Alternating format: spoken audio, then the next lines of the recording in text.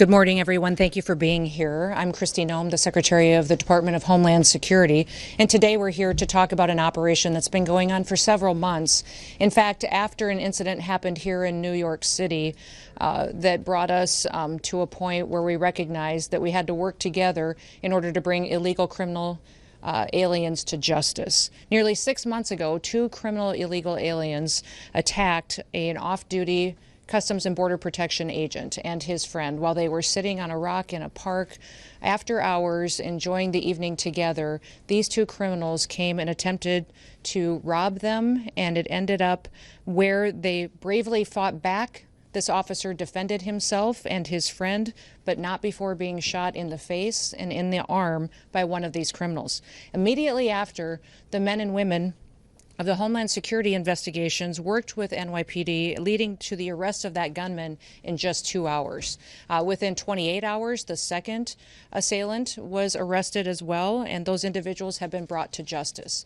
But those individuals would have never been in this country if they hadn't been allowed in by the Biden administration when they ignored our federal laws and allowed them to come in illegally. Now, the officer that was injured doesn't seek public attention. He wishes to remain anonymous, but he had a distinguished career and a legacy of service and continues to do so. But his life was forever altered by this heinous crime. His attackers never should have been in this country, and they've been protected and were protected up until that point by sanctuary city policies. In fact, they had long criminal rap sheets and were released by the Biden administration and continued to be released by leaders in this city to perpetuate crimes against the citizens that live here. During our investigation, we learned that these scumbags were affiliated with the transnational criminal organization, the notorious Trinitaris gang in New York. We began to target every single last person that is affiliated with them and recognized that they needed to be brought to justice. The American people deserve dignity, they deserve justice, and we deliver both. So we launched Operation Salvo here in New York City. Operation Salvo was a cooperation of the resources of CBP, HSI, ERO, and also the federal prosecutors from the Southern District of New York. The New York County District Attorney's Office also participated in this operation. We've arrested 54 individuals as a part of Operation Salvo since its inception just a few months ago.